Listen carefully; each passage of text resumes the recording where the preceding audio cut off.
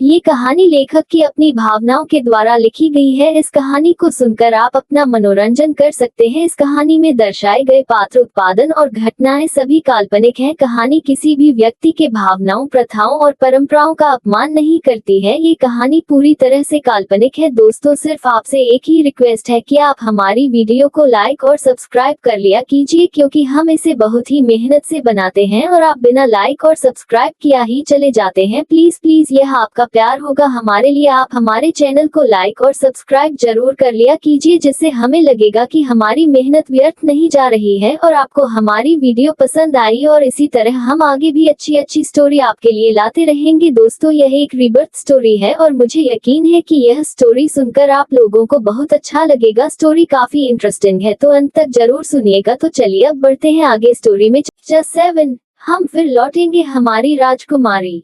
अब तक आप लोगों ने पढ़ा था कि किस तरह से आर्यमन के आने की वजह से आर्या काफी ज्यादा उदास हो गई थी, जिसके बाद युगांश आर्या को एक म्यूजियम के अंदर लेकर गया, जहां पर उसने एक गोल्डन ड्रैगन की कहानी सुनाई, फिर अनंत दरवाजे के बारे में भी बताया। अब इसके आगे। रात का वक्त। आर्या रात में अपने कमरे में बैठकर काम कर रही थी। तभी अचानक आर्या को ऐसा लगा जैसे उसने अपने कानों में एक आवाज सुनी है, एक ऐसी आवाज जो बहुत ही ज्यादा जानी पहचानी थी, जिस वजह से वह कमरे से बाहर निकालकर बाहर की तरफ जाने लगी।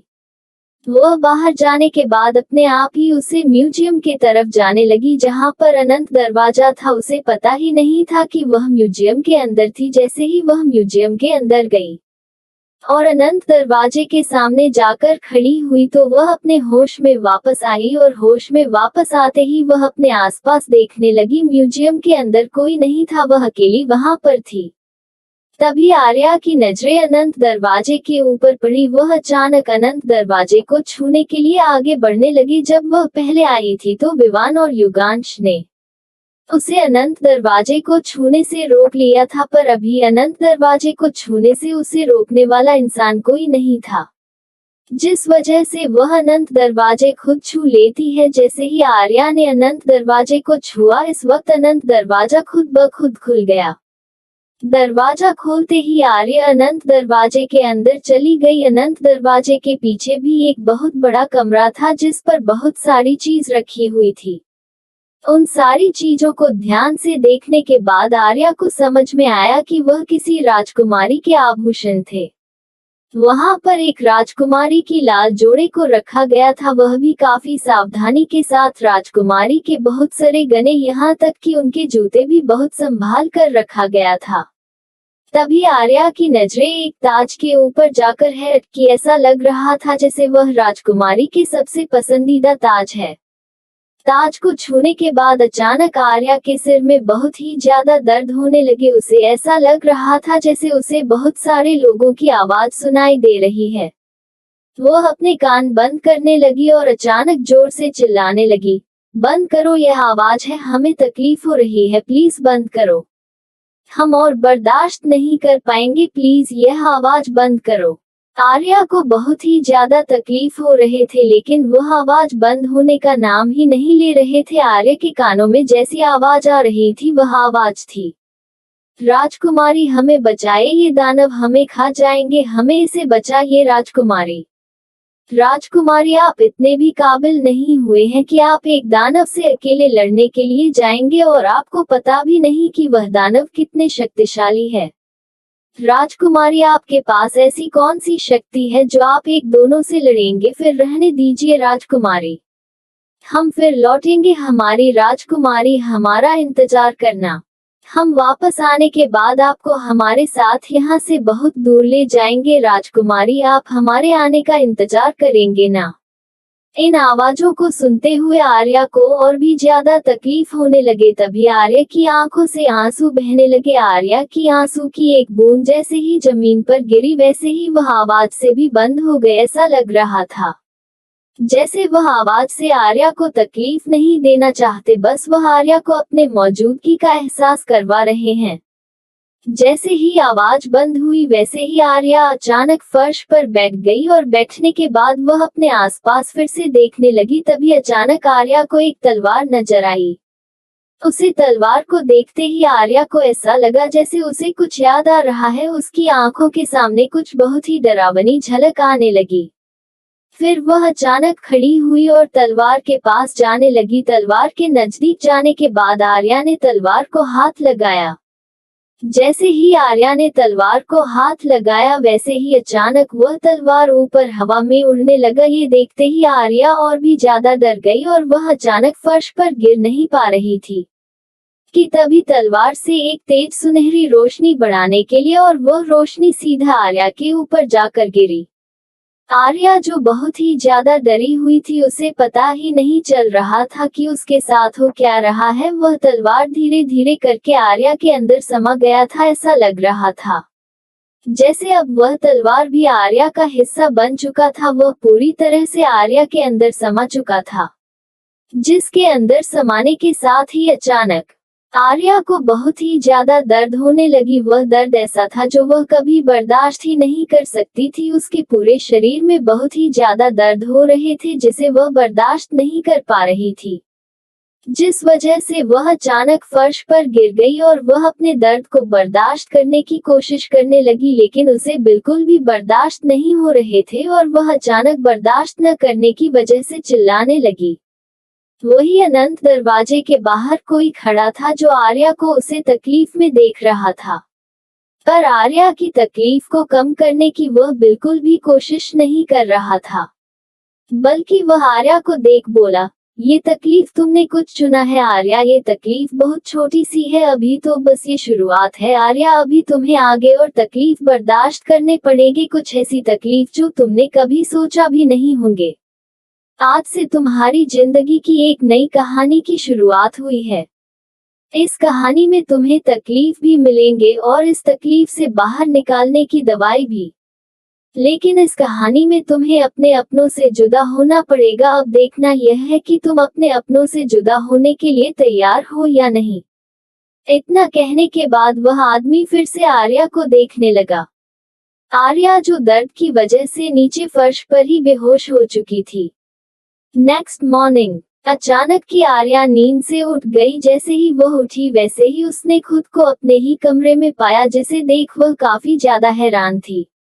वह रात में जो कुछ भी हुआ उन सारी बातों को बहुत ही ध्यान से सोचने लगी, क्योंकि उसे लग रहा था कि जैसे वह सारी बातें उसका एक सपना है। इसके बारे में सोचते हुए आर्या बेड से उतर गई और फिर वह फ्रेश होने के लिए वॉशरूम में चले गए। फ्रेश होने के बाद जब अपने काम के लिए नीचे गई तो उसने देखा कि वहां पर रघुवंशी परिवार के सारे लोग बैठकर एक दूसरे से बातें कर रहे थे। तभी युगांश की नजरें आर्या के ऊपर गई तो वह आर्या को अपने पास बुलाने लगा, जिसे देख आर्या भी उसके पास चली गई। जैसे ही आर्या युगांश के सामने जाकर खड़ी हुई वैसे ही युगांश कुछ बोलना, तभी यति ने कहा, वैसे मैंने तुम्हें कल रात को घर से बाहर जाते हुए देखा था, पर वापस आते हुए नहीं देखा। तुम घर से क्यों बाहर गई थी, क्या कोई काम था? यति की बातों को सुनते ही आर्या को लगा कि शायद उसके सवाल का जवाब मिल चुका है। उसे अभी भी लग रहा था कि उसने जो कुछ भी देखा था वह एक सपना था, पर अगर वह रात को बाहर गई थी तो इसका मतलब यह है कि उसका सपना नहीं था। जो कुछ भी हुआ था वह उसकी हकीकत में हुआ था। यही सारी बातें सोचते हुए वह अचानक बोली, इम्पोर्टेंट काम नहीं था वह, मुझे रात को अच्छे से नींद नहीं आती है तो इसलिए मैं अक्सर बाहर ताजी हवा लेने के लिए जाती हूँ। कल भी मैं ताजी हवा लेने के लिए ही गई थी और जब मैं वापस लौटी तो बहुत रात हो चुकी थी, इसलिए शायद तुमने मुझे नहीं देखा होगा। आर्या की बात सुनते ही अचानक विवान बोला, क्या तुम रात में बाहर घूम रही थी? मैंने तुमसे कहा था ना कि यह जगह श्रापित है, तुम्हें ऐसे बाहर नहीं घूमना चाहिए। अगर रात में तुम्हें कोई भूत या चुड़ैल उठाकर लेकर चली गई तो। विवान की बात सुनते ही आर्या ने कहा, तुम्हें नहीं लगता कि तुम अपनी ही जगह के बारे में कुछ ज्यादा ही गलत बोल रहे हो? और अगर यह जगह श्रापित है तो फिर किसने दिया था इस जगह को श्राप? आर्या को विवान की बात हल्के में लेता हुआ देख अचानक शिवेश जी ने कहा, विवान सही कह रहा है, ये जगह श्रापित है, वह झूठ नहीं बोल रहा है। शिवेश जी की बात सुनते ही आर्या कुछ बोलती तभी वहां पर बाकी सब लोग ही पहुंच गए। अगर वहां पर कोई नहीं था तो वह सारांश था। तभी अचानक नव्या ने शिवेश जी की तरफ देखते हुए कहा, नाना जी, हम ना बचपन से सुनते आ रहे हैं कि इस उदयगढ़ को किसी ने श्राप दिया था, पर ऐसा क्या श्राप दिया था जिस वजह से यहाँ के लोग अभी भी डरे हुए हैं? आप बताएं ना, क्या हुआ था? नव्या के सवाल को सुनते ही अचानक शिवेश जी एक गहरी सांस लेकर बैठ गए और बैठने के बाद वह सब लोगों की तरफ देखते हुए बोले, ये कहानी इस साम्राज्य की पहली राजकुमारी जो बाद में जाकर महारानी बनी उसकी है। राजकुमारी रुद्राक्षी जो हर कला में निपुण थी, जिसे बड़े बड़े योद्धा भी कभी हार नहीं पाते थे, जिन्होंने 15 साल की उम्र में इस साम्राज्य के सिंहासन को संभाल, वह भी 10 सालों तक। जब शिवेश जी बोल रही थी तभी आर्या शिवेश जी को काफी ध्यान से देख रही थी, बाकी सब लोग भी शिवेश जी की बातें बहुत ही ध्यान से सुन रहे थे। शिवेश जी ने आगे कहा, लेकिन उन्हें एक ऐसे इंसान, शायद वह इंसान नहीं एक शैतान था जिसके पास असीम शक्तियां थी, उससे प्यार हुआ, लेकिन उनकी प्यार की कहानी बहुत दर्दनाक थी। 300 साल पहले राजकुमारी ने खुद की जान ले ली और जब वह इंसान वहां पहुंचा तो उसने अपने प्यार को मारता हुआ देखा, जिसे देखने के बाद वह इतना ज्यादा गुस्से में आ चुका था कि उसने इस पूरे साम्राज्य को श्राप दिया। सिर्फ इसी साम्राज्य को नहीं, चित्तौड़गढ़ को भी। जिस तरह से उनकी प्यार की कहानी अधूरी रह गई, इस तरह से उदयगढ़ के साथ साथ चित्तौड़गढ़ में जब जब कोई सच्चा प्यार करेगा, उनकी कहानी भी हमेशा अधूरी रह जाएगी। या तो एक की मौत होगी या दोनों कभी एक ही नहीं हो पाएंगे। जब वीरेंद्र जी ने शिवेश जी की बातों को सुना तो वह काफी ज्यादा हैरान हो गए, लेकिन तभी शिवेश जी ने आगे कहा, सिर्फ इतना ही श्राप नहीं दिया था, उन्होंने एक और श्राप दिया था, और वह श्राप था कि 300 साल बाद एक खूनी पूर्णिमा आएगी, जिसे लाल पूर्णिमा के नाम से भी जानते हैं। उसे दिन यह उदयगढ़ पूरी तरह से तबाह हो जाएगा। यह उदयगढ़ में रहने वाला हर एक इंसान जिंदा ही चल जाएगा। ये पूरा उदयगढ़ आग में जल जाएगा, और वह लाल पूर्णिमा 1.5 महीने बाद है। इसलिए हम पूरी कोशिश कर रहे हैं इस श्राप को मिटाने की, और अगर हमेशा नहीं कर पाए तो लाल पूर्णिमा से पहले यहाँ पर रहने वाला हर एक इंसान, सबको उदयगढ़ छोड़कर जाना होगा। एक यही चीज है जो उदयगढ़ के लोगों को जिंदा रख सकते हैं।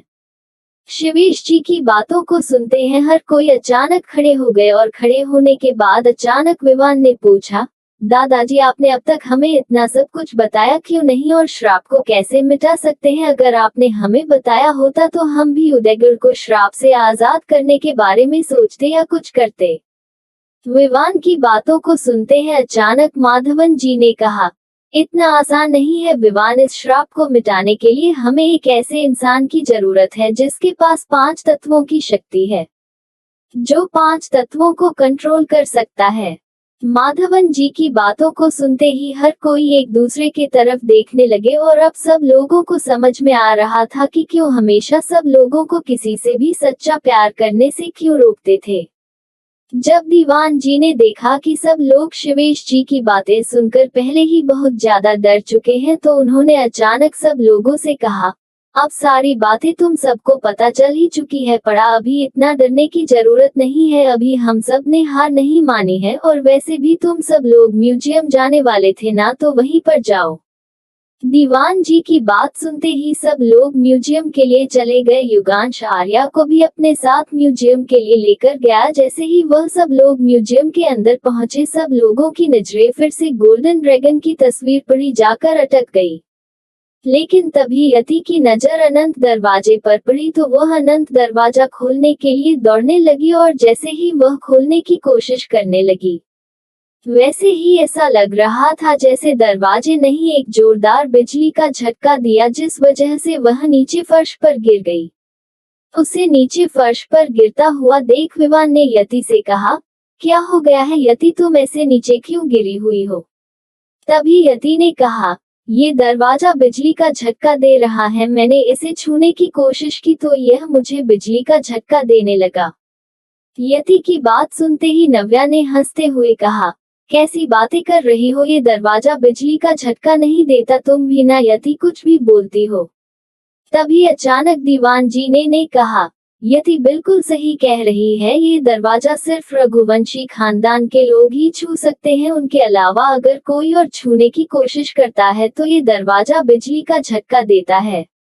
लेकिन वही आर्या ने जैसे ही दरवाजे को देखा, उसे पिछली रात जो कुछ भी हुआ वह सारी बातें एक एक करके याद आने लगी।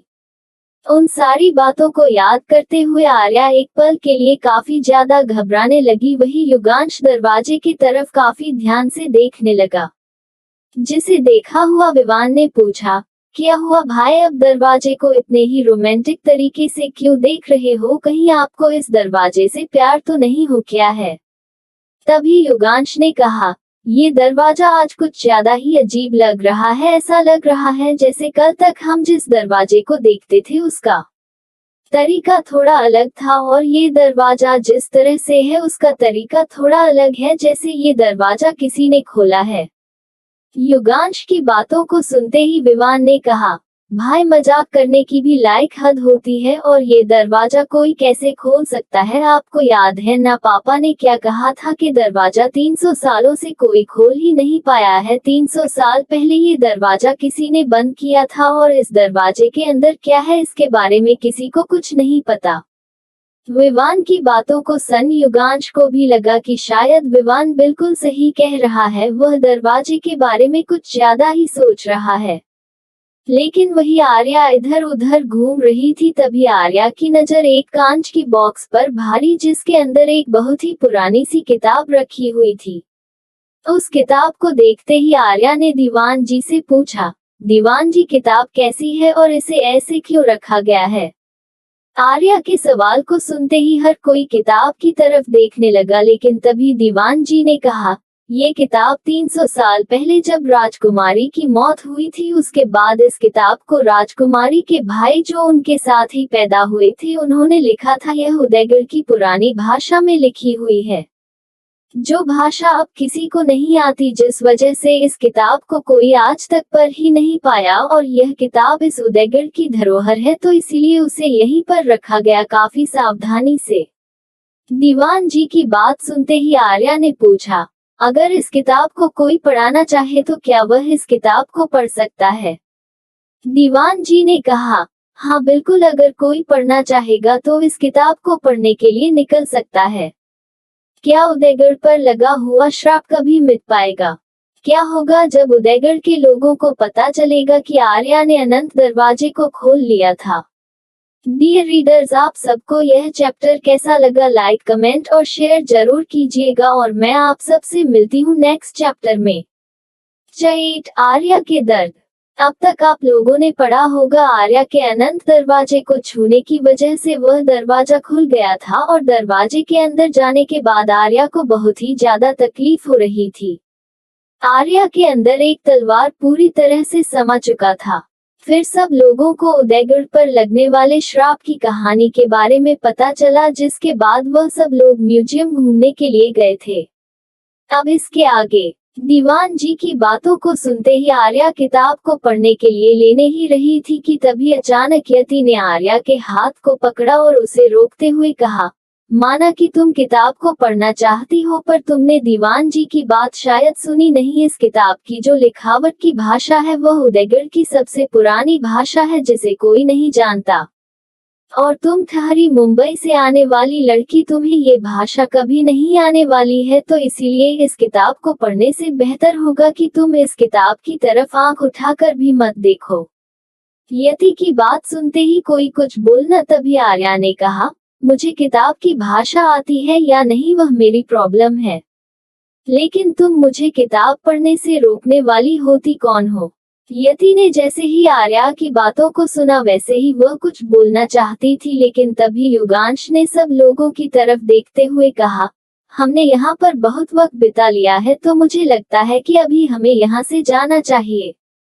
युगांश की बात सुनने के बाद सब लोगों को वहां से जाना पड़ा। जब सब लोग पहले में थे तभी किसी काम की वजह से वीरेंद्र जी को एक फाइल की जरूरत थी, जो फाइल उनके कमरे में ही मौजूद थे, जिसे लाने के लिए अचानक उन्होंने विवान को कहा, पर विवान में जाने से इनकार कर दिया, जिस वजह से वीरेंद्र जी ने आर्या की तरफ देखते हुए कहा, आर्या बेटा, तुम ही मेरा ये छोटा सा काम कर दो, तुम जल्दी से जो और मेरे कमरे से एक ब्लू कलर की फाइल है वह लेकर आओ। आर्या ने जैसे ही वीरेंद्र जी की बातों को सुना तो वह थोड़ी सी हैरान थी, लेकिन तभी विवान ने कहा, हाँ जाओ जाओ, वरना मुझे जाना पड़ेगा और मैं इस वक्त यहाँ से हिलना भी नहीं चाहता।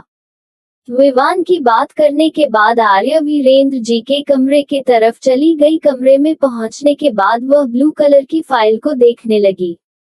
फाइल लेने के बाद जैसे ही वह अचानक पूरे कमरे को देखने लगी तो कमरे में तस्वीरों को देख उसके होठों पर एक इविल स्माइल आ चुकी थी और वह बाहर निकालने के बाद तुरंत ही किसी को फोन करने लगी। जैसे ही फोन के दूसरी तरफ के इंसान ने फोन उठाया, वैसे ही आर्या ने कहा, वासु एक काम करो, वीरेंद्र सिंह रघुवंशी तक ये बात पहुंचाओ कि उनकी वाइफ संध्या सिंह रघुवंशी अभी भी जिंदा है और वह इस वक्त मुंबई में है। फोन की दूसरी तरफ के इंसान, जिसका नाम वासु था, वह जैसे ही आर्या की बातों को सुनता है वैसे ही वह काफी ज्यादा हैरान हो गया। वासु आर्या का पर्सनल असिस्टेंट था। हर किसी को पता था कि आर्या एक स्टूडेंट थी, पर बहुत कम लोग जानते थे कि आर्या बिजनेस की दुनिया में भी मशहूर थे। आर्या ने अपने दम पर एक कंपनी खड़ा किया था, जिस कंपनी को अब आर्या अकेले ही चल रही थी। तभी वासु ने कहा, लेकिन बॉस, आप ये बात इतनी जल्दी बाहर क्यों नहीं करवाना चाहती है? वासु के सवाल को सुनते ही आर्या ने कहा, सवाल करने का हक सिर्फ मेरा है वासु, मुझे सवाल का जवाब देना पसंद नहीं है, इसलिए बेहतर होगा कि मैं जो काम कहूँ तुम वही करो, उल्टा सवाल पूछने की जरूरत नहीं है। इतना कहने के बाद आर्या ने कॉल कट कर दिया। कॉल कट करने के बाद वह जैसे ही सामने देखने लगी वैसे ही उसने देखा कि उसके सामने युवराज खड़ा हुआ है, जिसे देखने के बाद वह एक पल के लिए अपने चेहरे के एक्सप्रेशन बदलने लगी, पर अगले ही पल उसके चेहरे के एक्सप्रेशन पूरी तरह से नॉर्मल हो चुके थे। जिसे देख युवराज ने अचानक आर्या से कहा, तुम बड़े पापा के कमरे में क्या कर रही थी और तुम्हें वहां जाने की इजाजत किसने दी? युवराज के सवाल का आर्या कोई जवाब दे पाती इससे पहले ही वहां पर विवान आए और उसने युवराज को जवाब देते हुए कहा, वह पापा के कहने पर गई थी, उसे पापा ने भेजा था एक फाइल लाने के लिए और तुम उसे सवाल करना बंद करो। विवान की बात सुनने के बाद युवराज विवान को देखने लगा। तभी वहां पर युगांश भी आ गया था, लेकिन तब तक आर्या वहां से जा चुकी थी। तभी युवराज ने विवान और युगांश दोनों की तरह देखते हुए कहा, आप दोनों को नहीं लगता कि आप दोनों इस लड़की का कुछ ज्यादा ही साथ दे रहे हैं? ये लड़की हमारे परिवार से नहीं है, पर आप लोग इसे हमारा परिवार समझ रहे हैं। युवराज इतना कहने के बाद वहां से चला गया। युवराज के वहां से जाने के बाद विवान अपने भाई की तरफ देखने लगा, पर उसने भी कुछ नहीं कहा, बल्कि वह भी वहां से चला गया। नेक्स्ट डे उदयगढ़ ने एक पार्टी ऑर्गेनाइज किया था, जो उदयगढ़ के पैलेस के गार्डन एरिया में था। उदयगढ़ के पैलेस का गार्डन एरिया बहुत ज्यादा बड़ा था, इसलिए वहीं पर सब लोगों ने पार्टी ऑर्गेनाइज किया था। पार्टी में चित्तौड़गढ़ से भी लोग आए थे, यहाँ तक कि राजावत परिवार के भी बाकी सारे लोग पार्टी में आए थे।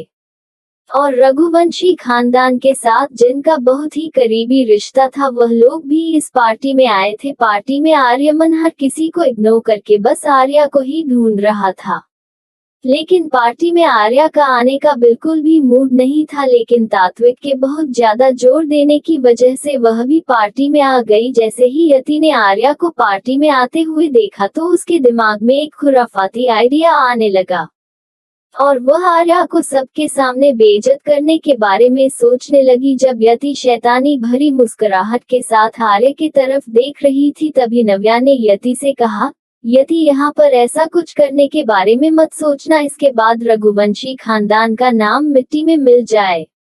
नव्या की बात सुनते ही यति ने मुस्कुराते हुए कहा, तुम फिक्र मत करो, आज अगर यहाँ पर किसी की बेइज्जती होगी तो वह सिर्फ आर्या है, बाकी यहाँ पर किसी और की बेइज्जती कभी नहीं होगी। यति की बातों को सुनने के बाद नव्या ने कुछ भी नहीं कहा। इसके बाद वह सब लोग पार्टी एंजॉय करने लगे, लेकिन तभी सब लोगों ने अचानक एक जोरदार थप्पड़ की आवाज सुनी, जिसे सुनते ही सब लोग उसे तरफ देखने लगे।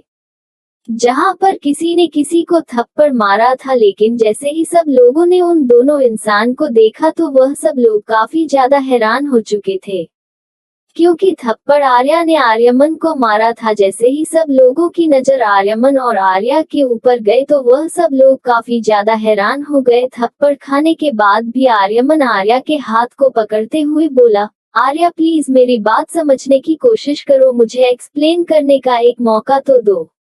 आर्यमन की बात सुनते ही आर्या ने गुस्से में चिल्लाते हुए कहा, मौका तुम्हें मैं किस बात का मौका दूं? तुमने जो 5 साल पहले गलती की उस चीज का एक्सप्लेन करने के लिए मैं तुम्हें मौका दूं? मैं इतनी महान नहीं हूँ। मैं अपने दर्द और तकलीफ को 5 सालों से अपने अंदर छुपा कर रखने की कोशिश कर रही हूँ, लेकिन जब से तुम वापस आए हो तब से मेरा हर एक दर्द वापस मुझे तकलीफ पहुंचा रहा है। आर्या की बातों को सुनते ही आर्यमन आर्या की तरफ देखने लगा और देखने के बाद वह आर्या से माफी मांगते हुए बोला, मैं जानता हूँ कि 5 साल पहले जो कुछ भी हुआ उसमें मेरी गलती थी, मुझे वह सब कुछ नहीं करना चाहिए था। मेरे पागलपन की वजह से तुमने उसे खो दिया, उसके लिए प्लीज मुझे माफ कर दो, पर ऐसे मुझसे नाराज मत रहो।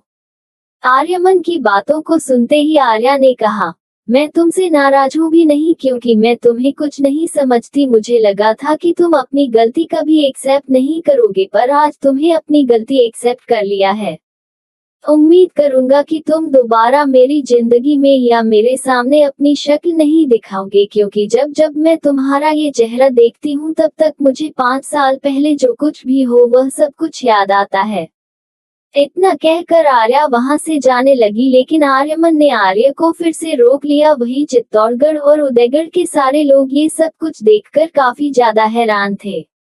जैसे ही आर्या ने देखा कि आर्यमन फिर से उसके सामने आ गया है तो वह इस बार अपने गुस्से को कंट्रोल नहीं कर पाए और वह दोबारा आर्यमन को एक जोरदार थप्पड़ मारते हुए बोली, मैं तुमसे कहा है ना कि मेरे सामने बार बार मत आया करो, फिर भी तुम मेरी बात क्यों नहीं सुन रहे हो? क्या तुम खुद को आर्यमन समझ रहे हो? अगर समझ रहे हो तो फिर मैं सच्चाई को तुम्हारे सामने दिखाना चाहूंगी कि तुम आर्यमन नहीं है। ये चेहरा आर्यमन का है, तुम्हारा नहीं। जो दिल तुम्हारे अंदर है वह आर्यमन का है, तुम्हारा नहीं। तुम्हारी वजह से 5 साल पहले मैंने अपने भाई को खो दिया और यह बात मैं कभी भूलूंगी नहीं। तुम्हारा पागलपन की वजह से वह आज हमारे बीच में नहीं है। तुम आर्यमन नहीं हो, भले ही तुम उसका चेहरा और उसका नाम इस्तेमाल कर रहे हो, पर तुम आर्यमन नहीं हो। तुम बस उसका एक सब्स्टिट्यूट हो जिसने आर्यमन की जगह ली है। लगता है तुम खुद की पहचान भूल चुके हो। तुम चित्तौड़गढ़ के युवराज अनिरुद्ध हो, आर्यमन नहीं। तो उसके जैसा बनने की कोशिश भी मत करो, ना ही तुम कभी उसके जैसा बन सकते हो और ना ही तुम कभी बन पाओगे। इतना कहने के बाद आर्या आर्यमन, जिसका असली नाम अनिरुद्ध था, उसे देखने लगी और फिर वहां से चली गई। आर्या के वहां से जाने के बाद तात्विक आर्यमन यानी अनिरुद्ध के सामने आया और आने के बाद वह पूछने लगा, तुम आर्यमन नहीं अनिरुद्ध हो, इसका क्या मतलब है? 5 साल पहले जो एक्सीडेंट हुआ था उसमें मौत अनिरुद्ध की हुई थी, आर्यमन की नहीं। मैंने सही कहा या गलत? तभी अनिरुद्ध ने कहा, 5 साल पहले मौत आर्यमन की हुई थी, अनिरुद्ध की नहीं। मेरा पूरा चेहरा खराब हो चुका था पर मेरी सांसें चल रही थी। उसे दिन हम दोनों जिंदा थे, पर मैं बहुत बुरी हालत में होने के बावजूद मेरे पास जिंदा रहने के 50% उम्मीद थी, पर आर्यमन के पास उतना वक्त ही नहीं था। पर मेरा चेहरा और मेरे काफी ऑर्गन्स खराब हो चुके थे, इसलिए आर्यमन करने से पहले मुझे अपना चेहरा और मुझे अपनी ऑर्गन्स दे दिए थे। पर उसने करने से पहले मुझसे वादा लिया था कि मैं कभी भी आर्य और उसकी मॉम के लिए आर्यमन को मरने नहीं दूंगा, इसलिए मैंने अपना नाम आर्यमन रख लिया। मैं पूरी तरह से आर्यमन बन गया, लेकिन मैंने कभी सोचा ही नहीं था कि मेरा ऐसा करना आर्य को उसकी जिंदगी का बहुत दर्द देगा, जो मैं कभी सोच भी नहीं सकता था। अनिरुद्ध की बातों को सुनते ही अचानक वर्णिका ने कहा, तुमने ऐसा सोच भी कैसे लिया अनिरुद्ध कि तुम ऐसा कुछ करोगे और आर्या तुम्हारे ऐसे कुछ करने की वजह से खुश हो जाएगी? तुमने आर्या को सबसे ज्यादा तकलीफ दिया है।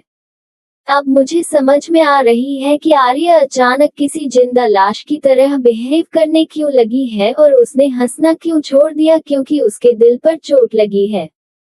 वर्णिका की बात सुनते ही अनिरुद्ध ने कहा, मैं मानता हूँ कि गलती मेरी है, पर उसे बात को 5 साल गुजर चुके हैं, क्या आप भी तुम में से कोई मुझे माफ नहीं कर सकता?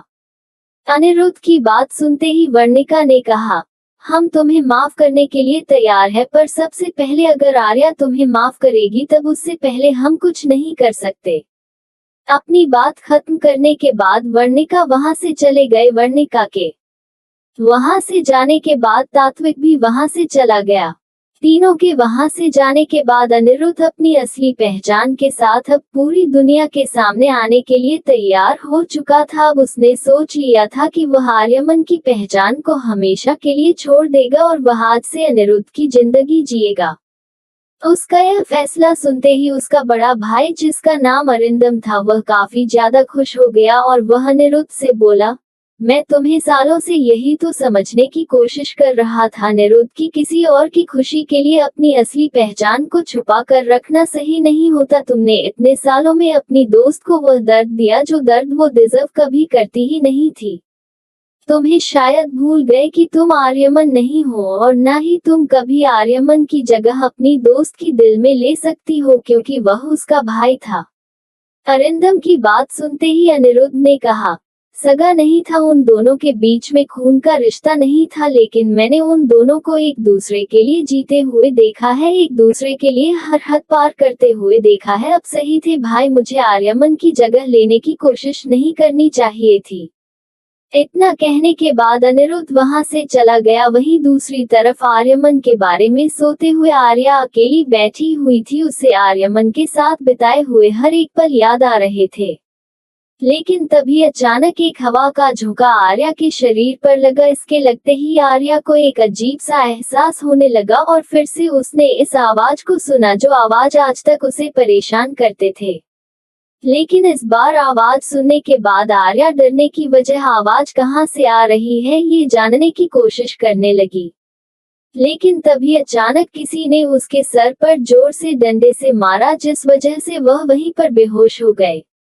और बेहोश होने के बाद कोई उसे वहां से उठाकर ले जाने लगा। सुबह का वक्त। तात्विक और वर्णिका दोनों ही काफी ज्यादा परेशान लग रहे थे। सुबह से वह आर्य को ढूंढ रहे थे, पर आर्या उन दोनों को कहीं भी नहीं मिल रहे थे। वह दोनों अपनी परेशानी के बारे में किसी को बता भी नहीं सकते थे, इसीलिए वह दोनों खुद ही आर्या को ढूंढ रहे थे।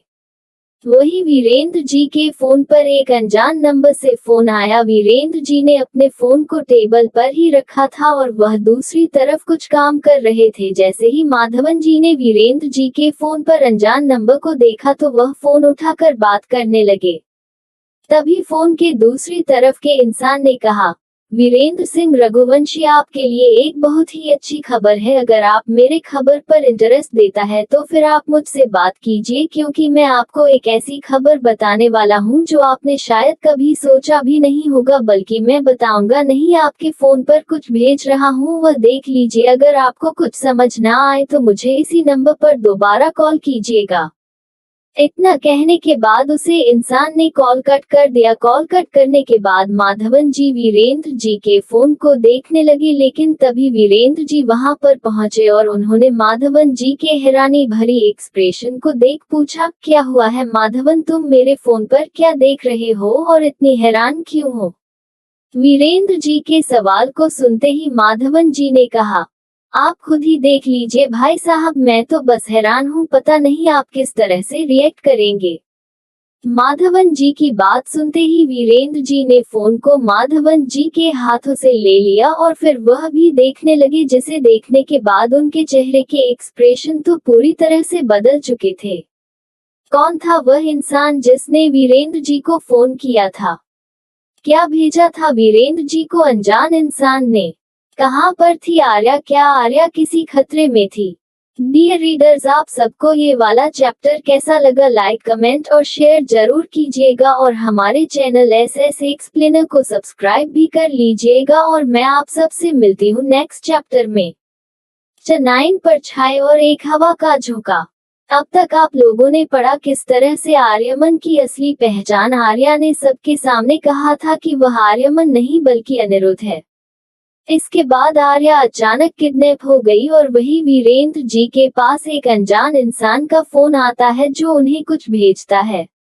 अब इसके आगे वहीं दूसरी तरफ आर्या एक कमरे के अंदर बेहोश थी। जब उसे होश आया तो उसने देखा कि उसके हाथ पैर बंधे हुए थे। ये देखने के बाद वह बहुत मुश्किल से अपने हाथ पैर खोल लेती है। इसके बाद वह कमरे से बाहर निकालने की कोशिश करने लगती है, लेकिन तभी उसे किसी की जानी पहचानी आवाज आती है। यह आवाज किसी और की नहीं बल्कि यति की थी।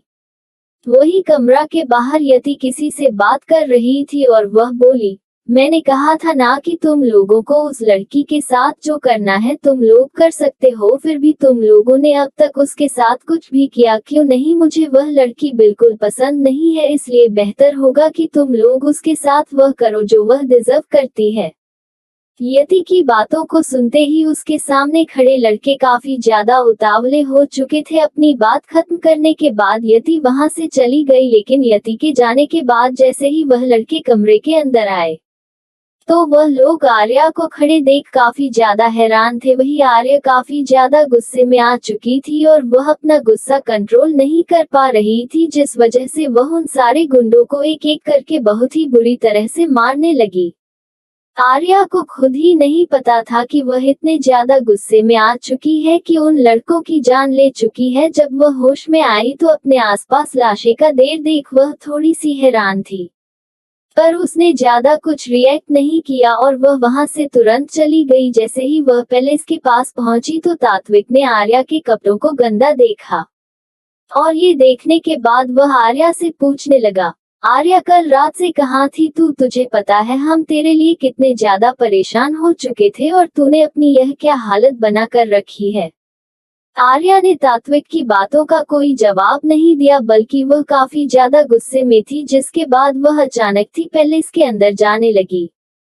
पैलेस के अंदर राजावत फैमिली पहले से ही मौजूद थे और वह जाने के बाद अचानक यति के गले को पकड़ लेती है, जिसे देख हर कोई काफी ज्यादा हैरान थे। माधवन की भी वहीं पर मौजूद थे, यहाँ तक कि वीरेंद्र जी भी वहीं पर मौजूद थे। वह सब लोग आर्या को गुस्से में देख काफी ज्यादा हैरान थे और यति वह तो सांस भी नहीं ले पा रही थी, जिसे देखकर अचानक नव्या ने आर्या के हाथ को पकड़ते हुए कहा, आर्या क्या कर रही हो? वह सांस नहीं ले पा रही है, वह मर जाएगी, तुम उसका गला ऐसे क्यों पड़ रही हो? नव्या की बातों को सुनते ही आर्या ने गुस्से में कहा, किसी लड़की की इज्जत खेलने की चीज नहीं है जिसके साथ खेलने के लिए तुम आदमी भेजो, और मैं तुम्हारा क्या बिगाड़ा है जो तुम मेरे साथ गलत करने के बारे में सोच रही हो? अगर मुझसे प्रॉब्लम है तो साफ साफ मेरे मुंह पर बोलो। मुझे किडनैप करके मेरे साथ गलत करने के लिए किसी आदमी को भेजना तुम्हारी सबसे बड़ी बेवकूफी है। आर्या की बातें सुनने के बाद यति अचानक बहुत ही ज्यादा घबराने लगी। यति की घबराहट को देखते ही युगांश ने यति को आर्या से दूर किया और करने के बाद वह अचानक यति को एक जोरदार थप्पड़ मारते हुए बोला, मैंने तुम्हें बहुत अच्छी लड़की समझा था यति, पर तुम शायद लड़की खाने के लायक ही नहीं हो। यति ने जैसे ही युगांश की बातों को सुना तो वह काफी ज्यादा घबराने लगी, लेकिन तभी गीतांजलि जी ने युगांश से कहा, तुम इस काल की आई हुई लड़की की वजह से तुमने मेरी भतीजी को थप्पड़ मारा है। मुझे अच्छे से पता है ये लड़की झूठ बोल रही है, यति ऐसा कुछ कर ही नहीं सकती। गीतांजलि जी की बातों को सुनने के बाद युगांश कुछ बोलना, तभी आर्या ने गीतांजलि जी की तरफ देखते हुए कहा, ठीक है, मेरे पास सबूत है और अगर मैं प्रूव कर दिया कि मेरे साथ जो कुछ भी होने वाला था इनफैक्ट मुझे किडनैप करने वाली यति है, तो फिर आप उसे क्या पनिशमेंट देंगे? और अगर आप उसे पनिशमेंट नहीं देंगे तो फिर मैं उसे वह पनिशमेंट दूंगी जो वह कभी बर्दाश्त नहीं कर पाएगी। इतना कहने के बाद आर्या ने सब लोगों को वीडियो दिखाए। वीडियो में जो कुछ भी यति उन लड़कों से बोल रही थी वह सारी बातें साफ साफ सुनाई दे रहे थे, जिसे सुनने के बाद यति और भी ज्यादा घबराने लगी, क्योंकि वह जानती थी कि अब कोई भी उसे छोड़ने वाला नहीं है। सब कुछ प्रूव करने के बाद आर्या सोफे पर जाकर आराम से बैठकर आर्य के दर्शन को देख शिवेश जी को एक अजीब सा एहसास होने लगा। शिवेश जी ने जब आर्या के चेहरे के एक्सप्रेशन को देखा तो उन्हें किसी की कही हुई बातें याद आने लगी, जिसे देखने के बाद शिवेश जी ने अचानक गीतांजलि जी से कहा, गीतांजलि, दोबारा अपनी फैमिली के इस मेंबर को उदयगढ़ में आने की इजाजत नहीं है, अभी के अभी इसे वापस उसके घर भेज दो। इतना कहने के बाद शिवेश जी वहां से चले गए। शिवेश जी के वहां से जाने के बाद बाकी सब लोग आर्या के तरफ देखने लगे। ऐसे ही वक्त गुजरने लगा। आर्या को उदयगढ़ आए हुए 1 महीने हो चुके थे। इन 1 महीना के अंदर आर्या ने अपना काम काफी अच्छे से किया था, लेकिन वही शिवेश जी काफी ज्यादा परेशान लग रहे थे। वही वीरेंद्र जी और माधवन की दोनों ही मुंबई गए हुए थे। उन दोनों के अचानक मुंबई जाने की वजह से शिवेश जी थोड़े से परेशान थे, लेकिन उन्होंने किसी को दिखाए नहीं। आज वापस से महागुरु जी उदयगढ़ आए हुए थे, लेकिन इस बार उनके उदयगढ़ आने के बाद उन्होंने एक अजीब सा हवा महसूस किया था, जिस हवा को महसूस करने के बाद उन्हें ऐसा लग रहा था जैसे उन्हें जी शक्ति की तलाश थी। वह शक्ति यही उदयगढ़ में मौजूद है। वहीं दूसरी तरफ संध्या जी अपने घर पर कुछ काम कर रही थी, तभी उनके घर के दरवाजे पर किसी ने दस्तक दिया, जिसे सुनते ही उन्होंने अपने एक सर्वेंट को दरवाजा खोलने के लिए कहा। वह सर्वेंट दरवाजा जैसे ही खोलने के लिए गए तो उन्होंने देखा कि दरवाजे पर 2 अनजान लोग खड़े हुए थे। उन्हें देखने के बाद सर्वेंट ने दोनों से पूछा, जी आप लोगों को किससे मिलना है? सर्वेंट के सवाल को सुनते ही माधवन जी ने कहा, हमें इस घर की मालकिन से मिलना है, क्या हम उनसे मिल सकते हैं? माधवन जी के सवाल को सुनते ही सर्वेंट जी को अपने साथ अंदर ले जाने लगे। अंदर जाने के बाद सर्वेंट ने संध्या जी की तरफ देखते हुए कहा, मैडम आपसे मिलने के लिए 2 लोग आए हैं। सर्वेंट की बात सुनने के बाद संध्या जी ने कहा, ठीक है तुम जाओ, मैं मेहमानों से खुद बात कर लूंगी।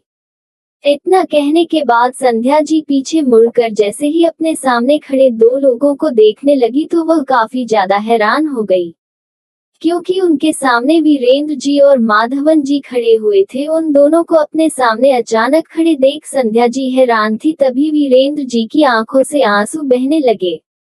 वीरेंद्र जी को ऐसे रोता हुआ देख माधवन जी के भी आंखों से आंसू निकलने लगे और वह संध्या जी से सवाल करते हुए बोले, आप हमारे साथ ऐसा कैसे कर सकती है भाभी? आपने हमारे बारे में थोड़ा सा भी नहीं सोचा, आपने बस अपने बारे में सोचा और आप यहाँ पर अपनी जिंदगी की रही है, पर आपने कभी भी भाई साहब के बारे में नहीं सोचा। वह आपके बगैर किसी तरह से जी रहे होंगे।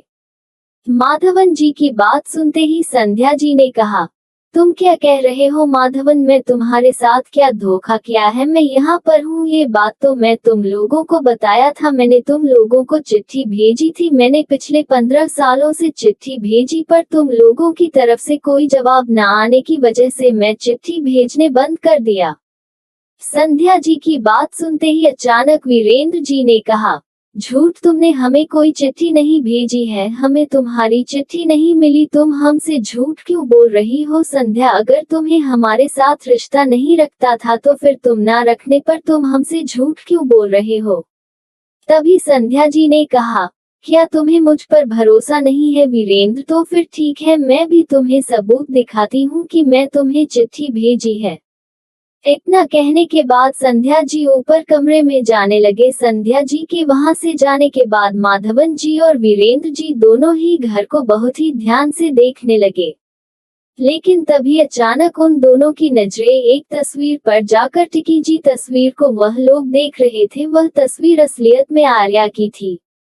आर्या की तस्वीर संध्या जी के घर पर देखा वह दोनों काफी ज्यादा हैरान थे। संध्या जी जब कमरे से वापस आई तो उन्होंने सारे सबूत दिखाए। सबूत देखने के बाद वीरेंद्र जी भी काफी ज्यादा हैरान थे और वह अचानक संध्या जी को अपने गले से लगा लेते हैं। कुछ देर तक दोनों एक दूसरे के गले लगा कर रो रहे थे, पर कुछ देर बाद जब दोनों शांत हुए तो माधवन जी ने आर्या की तस्वीर की तरफ पॉइंट करते हुए कहा, यह लड़की कौन है भाभी, और इसकी तस्वीर आपके घर पर क्या कर रही है? जब संध्या जी ने तस्वीर को देखा तो वह खुशी से बोली, यह आर्या है, हमारी बेटी। बेटी शब्द सुनते ही वीरेंद्र जी के तो पैरों तले जमीन ही खिसक चुके थे। तभी वीरेंद्र जी ने संध्या जी से पूछा, क्या तुमने दोबारा शादी कर ली है? तुम्हारी एक बेटी भी है, तुम मेरे साथ ऐसा कैसे कर सकती हो?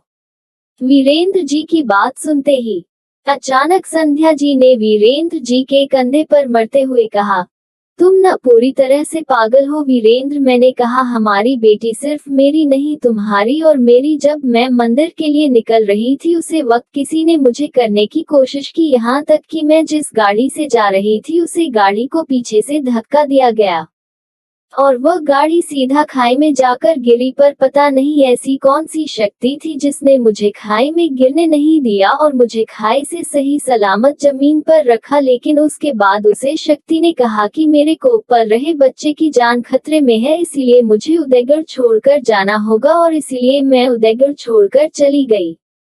मैं चिट्ठी में आर्या के बारे में तुम्हें सब कुछ बताया था, वह किस तरह से चली और वह बिल्कुल तुम्हारी जैसी है। मैंने सब कुछ तुम्हें बताया था, पर मुझे डर था कि मैं आर्या को ना दो, इसलिए मैंने आर्या को उदयगढ़ से दूर रखा और कभी भी उदयगढ़ जाने नहीं दिया। संध्या जी की बातों को सुनने के बाद वीरेंद्र जी आर्या के बारे में याद करने लगे। याद करने के बाद उनके आंखों से तो आंसू निकल गए थे। सारी बातें करने के बाद वीरेंद्र जी और माधवन की दोनों ही आज संध्या जी के घर पर रहने के बारे में सोचने लगे और वह कुछ दिनों तक वहीं पर रहने वाले थे। ये बात सुनने के बाद संध्या जी दोनों की तरफ हैरानी भरी एक्सप्रेशन के साथ देखने लगे। वहीं माधवन जी ने मासूमियत से कहा, भाभी आप हमें ऐसे मत देखा करो, हम भी तो अभी नन्हे मुन्ने बच्चे हैं, हम बस कुछ दिन यहाँ पर रहेंगे और फिर आपको वापस लेकर जाएंगे। वैसे भी हमें इतना बड़ा सदमा लगा है तो बाकी सबको भी तो सदमा देना बनता है। माधवन जी की बातों को सुनते हैं संध्या जी ने कहा, तुम ना अभी बिल्कुल वैसे ही हो, पूरे के पूरे पागल। संध्या जी की बातों को सुनते हैं माधवन जी के साथ साथ वीरेंद्र जी भी मुस्कुराने लगे। फिर तीनों एक दूसरे के साथ डिनर करने लगे। नेक्स्ट डे आर्या जब अपना काम कर रही थी तभी अचानक उसे एहसास हुआ कि उसके कानों पर फिर से उसे वही आवाज सुनाई दे रही है। जी आवाज को सुनने के बाद वह अपने आसपास देखने लगी, लेकिन तभी अचानक उसने सामने से किसी को आते हुए देखा। ऐसा लग रहा था जैसे कोई था जो आर्या के आसपास था। तभी आर्या की नजर उसे इंसान के चेहरे पर पड़ी। वह इंसान क्षितिज था। इतने दिनों से दोनों एक ही जगह पर रह रही थी, लेकिन वह दोनों अभी तक आमने सामने नहीं आए थे। वही क्षितिज ने आर्या के सामने जाते हुए कहा, हाय मेरा नाम क्षितिज है, मैं तुम्हें काफी दिनों से देख रहा हूँ, तुम काफी मेहनत से काम करती हूँ पर तुम्हारा गुस्सा काफी तेज है। क्षितिज की बात सुनते ही आर्या मुस्कुराने लगी। फिर वह अपने बारे में बताते हुए बोले, मेरा नाम आर्या है, मुझे भी तुमसे मिलकर खुशी हुई। पैसे मैंने तुम्हें ज्यादा नोटिस तो नहीं किया, पर हाँ मैंने तुम्हें कई बार फाइटिंग की प्रैक्टिस करते हुए देखा, तुम काफी अच्छा फाइटिंग करते हो। आर्या की बातों को सुन क्षितिज आर्या के तरफ देखने लगा। फिर दोनों एक दूसरे से काफी देर तक बातें करने लगे। वहीं दूसरी तरफ महागुरु जी कुछ दिनों से उदयगढ़ पर ही मौजूद थे। वह उदयगढ़ पर आने वाली मुसीबत का कोई हल निकालने की कोशिश कर रहे थे, पर उन्हें कुछ भी समझ नहीं आ रहा था, जिस वजह से वह शिवेश जी से बोले, महाराज उदयगढ़ पर बहुत बड़ी मुसीबत आने वाली है। एक ऐसी मुसीबत इसके बारे में शायद हम में से किसी ने भी कभी सोचा भी नहीं होगा, पर कुछ मुसीबत पहले से ही आ रहे हैं, पर उन मुसीबत से उदयगढ़ को कोई बचा रहा है। महागुरु जी की बातों को सुन शिवेश जी को कुछ भी समझ नहीं आया, पर महागुरु जी एक बहुत बड़ी पूजा करने वाले थे, जो पूजा पूरे 1 हफ्ते तक चलने वाली थी और पूजा के खत्म होते ही उन्हें उस शक्ति के बारे में पता चल जाएगा जो शक्ति उनके आसपास रहकर उनकी मदद कर रहे हैं। इसके बारे में सुनने के बाद शिवेश जी ने पूजा की तैयारी करने के लिए कहा। रात के 2 बजे आर्या जब सो रही थी तो उसे फिर से वही सपना आया, जो सपना उसे बार बार परेशान करते थे, पर आज वह सपना उसे साफ साफ दिखाई दे रहा था। सपना की वजह से आर्या अचानक बहुत ही ज्यादा डर गई और वह नींद से उठ गई। नींद से उठने के बाद वह पानी पीने की कोशिश करने लगी, लेकिन जब वह पानी पी रही थी तभी उसे ऐसा लगा जैसे उसके कमरे के बाहर कोई है, जिसका एहसास होते ही वह कमरे से बाहर निकाल कर जाने लगी। पर वह कमरे से बाहर निकलते ही अपने आसपास जब ध्यान से देखती है तो उसे कुछ भी नजर नहीं आता, जिस वजह से वह घर से बाहर निकाल कर पैलेस के गार्डन एरिया में जाने लगी। गार्डन एरिया में पहुंचने के बाद वह अपने आसपास बहुत ही ध्यान से देखने लगी। तभी अचानक उसे एक हवा का झोंका लगता है। ये हवा का झोंका आर्य को काफी ज्यादा डरा रहा था। जब आर्य बहुत ही ज्यादा डरी हुई थी तभी अचानक उसने अपने ऊपर किसी चीज की परछाई देखी और वह परछाई बहुत ही ज्यादा बड़ी थी। उस परछाई को देखते ही आर्य अचानक ऊपर की तरफ देखने लगी, पर जैसे ही वह ऊपर देखने लगी वैसे ही ऊपर जो भी था जिसकी परछाई उसके ऊपर पड़ रही थी वह अचानक वहां से गायब हो गया। जिसके गायब होने के बाद आर्या को याद आया कि वह उदयगढ़ क्यों आई थी। उसके अंदर जितने भी सवाल थे वह वापस से आने लगे और उसने सोच लिया था कि वह अपने सवालों का जवाब इस बार ढूंढ कर ही रहेगी। किसकी थी वह परछाई जो आर्य के ऊपर पड़ी हुई थी? क्या आर्या अपने सवालों का जवाब ढूंढ पाएगी? डियर रीडर्स, आप सबको ये वाला चैप्टर कैसा लगा लाइक कमेंट और शेयर जरूर कीजिएगा और मैं आप सबसे मिलती हूँ नेक्स्ट चैप्टर में। चटेंट मिस्टीरियस म्यूजियम।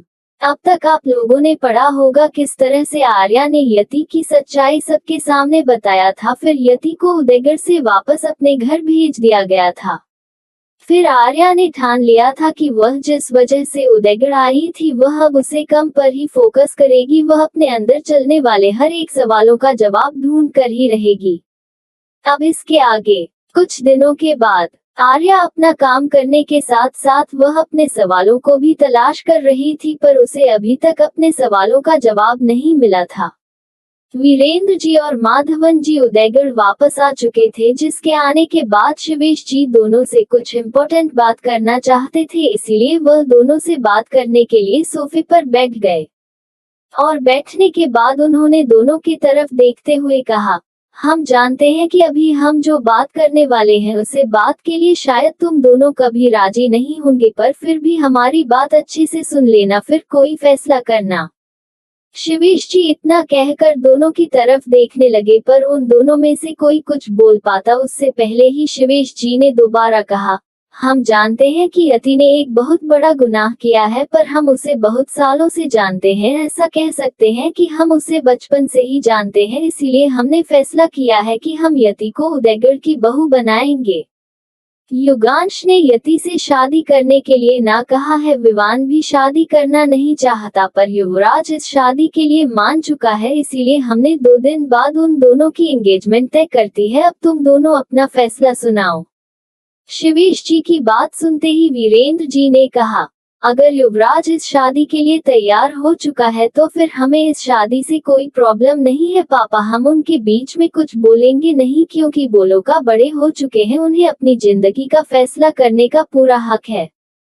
वीरेंद्र जी की बात सुन माधवन जी ने भी वीरेंद्र जी की बातों में ही हामी भारी, जिसे देखकर एक पल के लिए तो शिवेश जी काफी ज्यादा हैरान थे, क्योंकि कुछ टाइम पहले तक दोनों भाई एक बात पर कभी भी राजी नहीं होते थे। फिर दोनों शिवेश जी से बात करने के बाद वहां से वापस चले गए जाने के बाद वह दोनों एक दूसरे की तरफ देखने लगी। तभी माधवन जी ने वीरेंद्र जी की तरफ देखते हुए कहा, भाई साहब, भाभी ने कहा था कि उन्होंने चिट्ठियां भेजी थी। अगर वह चिट्ठियां उदयगढ़ तक पहुंच गए थे तो फिर कोई तो ऐसा है जिसने उन चिट्ठियों को आप तक पहुंचने से रोका था। माधवन जी की बातों को सुनकर वीरेंद्र जी को भी माधवन जी की बातें सही लगी, पर उनके पास किसी के खिलाफ भी कोई सबूत नहीं थे, इसीलिए वह लोग बस फिलहाल चुप रह सकते थे।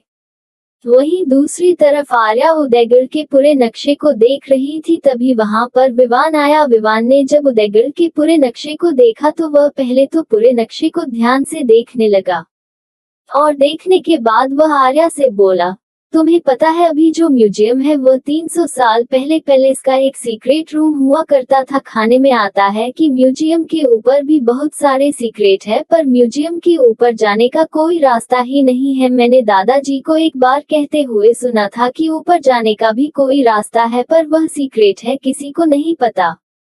विवान की बातों को सुन आर्या ने थोड़ा सा हैरान होते हुए कहा, इसका मतलब वह जो म्यूजियम है वह सिर्फ एक म्यूजियम नहीं बल्कि वह एक पैलेस का हिस्सा था, एक ऐसा हिस्सा जो काफी ज्यादा मिस्टीरियस है, जिसके बारे में उदयगढ़ के किसी को भी नहीं पता।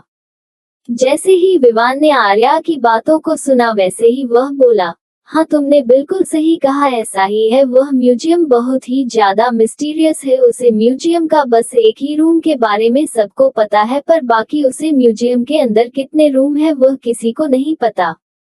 म्यूजियम के बारे में सुनने के बाद आर्या एक पल के लिए उदयगढ़ के नक्शे को देखने लगी। वही विवान बात करने के बाद वहां से चला गया। विवान के वहां से जाने के बाद क्षितिज कुछ दूर से विवान और आर्या को देख रहे थे। आर्या के चेहरे के भाव को देखने के बाद क्षितिज के चेहरे के एक्सप्रेशन अचानक बदल गए और वह म्यूजियम की तरफ जाने लगा। वही 2 दिन बाद पहले इसके बाहर ही एंगेजमेंट पार्टी रखी गई थी। यति अब तक वहां पर पहुंच चुके थे और वहां आने के बाद अचानक आर्या के सामने जाकर खड़ी हो गए। जैसे ही आर्या ने यति को देखा तो वह कुछ बोल तो नहीं रही थी, पर हाँ, यति को बहुत ही अजीब एक्सप्रेशन के साथ देखने लगी। आर्या यति को इग्नोर करके वहां से जाने लगी, लेकिन तभी यति ने आर्या की तरफ देखते हुए कहा, देखो, तुमने मुझे यहाँ से बाहर निकाला था, पर हाँ, अब मैं इस परिवार की बहू बनकर वापस लौटी हूँ। अब तुम मुझे यहाँ से कभी नहीं निकल सकती। यति की बातों को सुन अचानक आर्या हंसते हुए बोली, जिस तरह से यहाँ पर आई हो ना, इस तरह से यहाँ से दफा भी हो जाओगी। टेंशन मत लो, आज की एंगेजमेंट पार्टी तुम्हारे लिए याद कर रहने वाले हैं। आर्या इतना कहकर वहां से चली गई। आर्या की बातों का मतलब यति को बिल्कुल भी समझ नहीं आया और ना ही वह समझना चाहती थी। वह तो बस शाम के एंगेजमेंट की तैयारी करने के लिए अंदर चली गई। शाम का वक्त, पार्टी के लिए सब लोग आ चुके थे। चित्तौड़गढ़ के लोग भी वहां पर आ चुके थे। वही अनिरुद्ध आर्या को ढूंढ रहा था। जैसे ही अनिरुद्ध ने आर्या को एक जगह पर खड़े होते हुए देखा तो वह दौड़ते हुए आर्या के पास जाने लगा और पास जाने के बाद वह मुस्कुराते हुए बोला, क्या तुम आज के लिए तैयार हो? अनिरुद्ध की बात सुनते ही आर्या ने कहा, पूरी तरह से। आर्या की बात सुनने के बाद अनिरुद्ध ने कहा, थैंक यू मुझे माफ करने के लिए। मैंने कभी सोचा नहीं था कि तुम मुझे माफ करने वाली हो।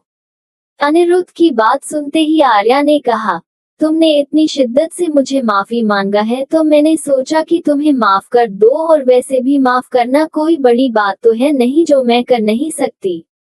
आर्या की बातों को सुन अनिरुद्ध काफी ज्यादा खुश हो गया। वही अरिंदम, जो काफी देर से आर्या और अनिरुद्ध की तरफ ही देख रहा था, वह थोड़ा सा हैरान था कि पिछली पार्टी में इतना सब कुछ होने के बाद भी अनिरुद्ध आर्या के आगे पीछे भटक रहा है। वहीं कुछ ही देर बाद यति और युवराज की एंगेजमेंट शुरू होने वाली थी। एंगेजमेंट शुरू होने से पहले नव्या थोड़ी सी एक्साइटमेंट में नाच गाना करने लगी, लेकिन जैसे ही अंगूठी पहनने की रस्म होने वाली थी तभी अचानक एक प्रोजेक्टर पर एक वीडियो चलने लगा और उसे वीडियो में यति के पापा यानी सिराज सिंह राजावत खड़े थे और उनके साथ एक औरत खड़ी थी जिसका चेहरा साफ दिखाई नहीं दे रहा था, लेकिन वह औरत सिराज सिंह राजावत से बोली, हमारा सालों की मकसद फाइनली आज पूरा होने ही वाला है। यति युवराज की बीवी बन जाएगी और फिर हम एक एक करके पूरे रघुवंशी परिवार को बर्बाद कर देंगे और रघुवंशी परिवार के जितने भी प्रॉपर्टी है वह सब कुछ हम अपने नाम पर कर लेंगे। तभी सिराज सिंह राजावत ने कहा, लेकिन अगर रघुवंशी परिवार के सारे लोग जिंदा रहे तो फिर वह हमारा काम बिगाड़ सकते हैं, इसीलिए हमें उन्हें खत्म करना होगा। तभी उसे औरत का चेहरा दिखाने लगा और वह औरत बोली, फिक्र मत करो सिराज, मैं इसका भी इंतजाम करके रखा है और अगर कोई सवाल पूछेगा तो हम बता देंगे कि वह श्राप का असर है जिस वजह से पूरे रघुवंशी परिवार की एक साथ ही मौत हो गई और उसे वक्त हम हमारे मायके में होंगे।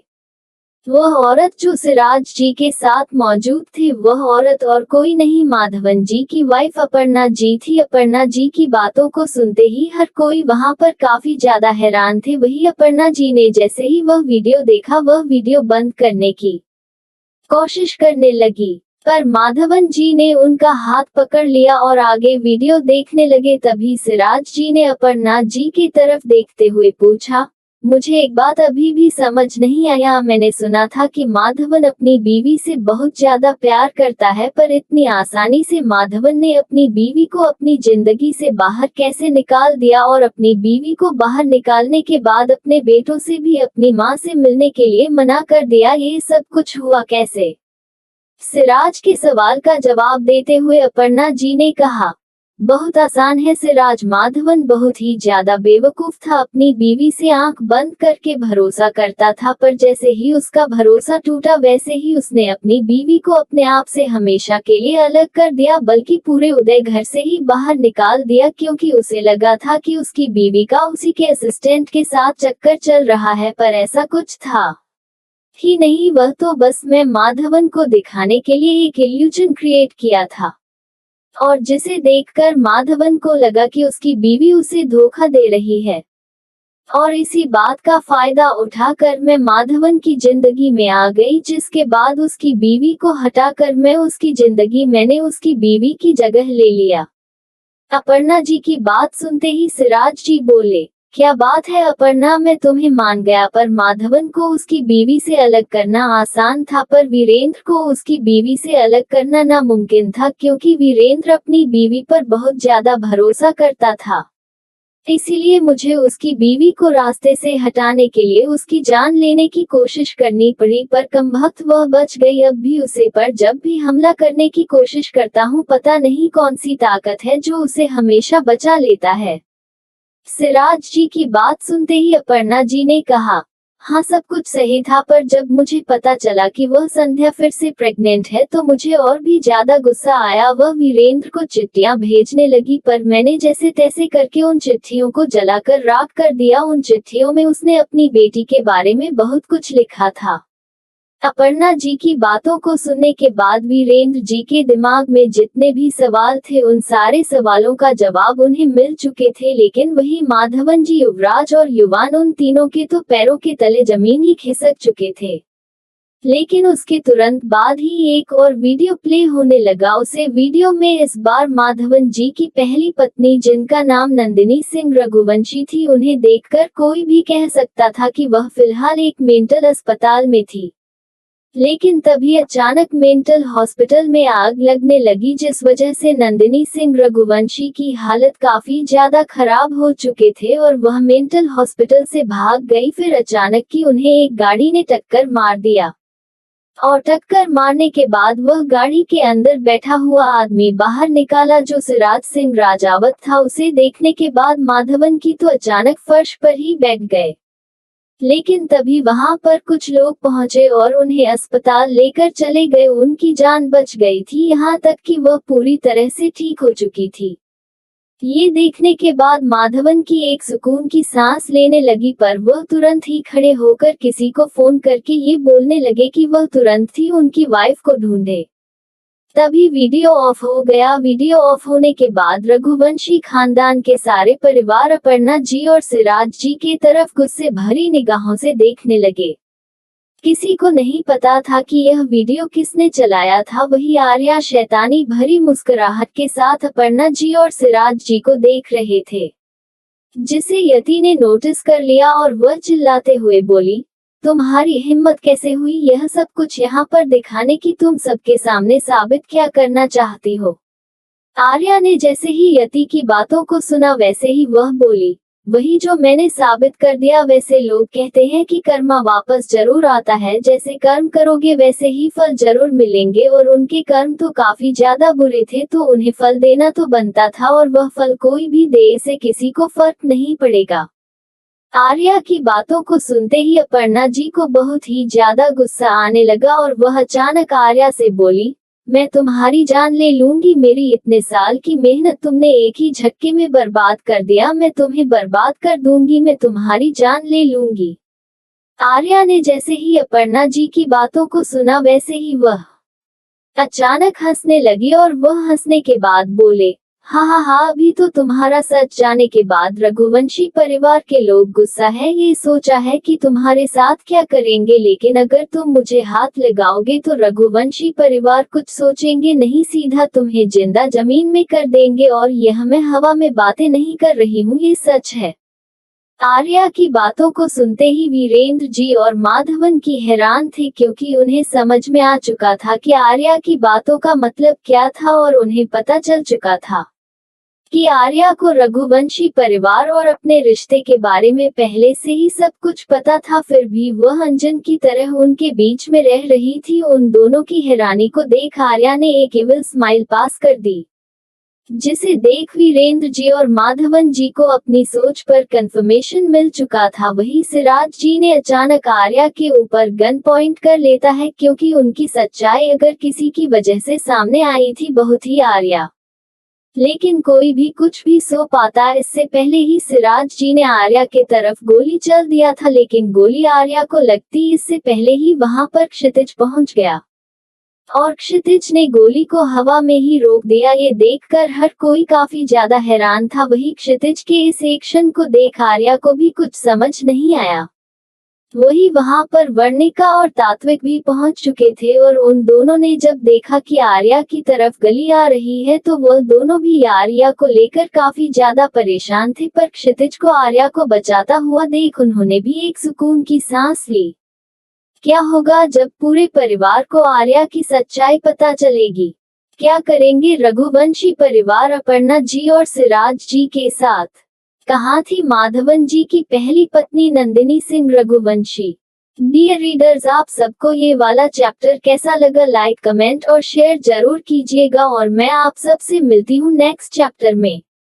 अरे जरा रुकिए तो सही, चैनल को सब्सक्राइब करके जाए भाई, जिससे नेक्स्ट एपिसोड जब भी अपलोड हो वह आपके पास सबसे पहले पहुंच सके। Bye bye.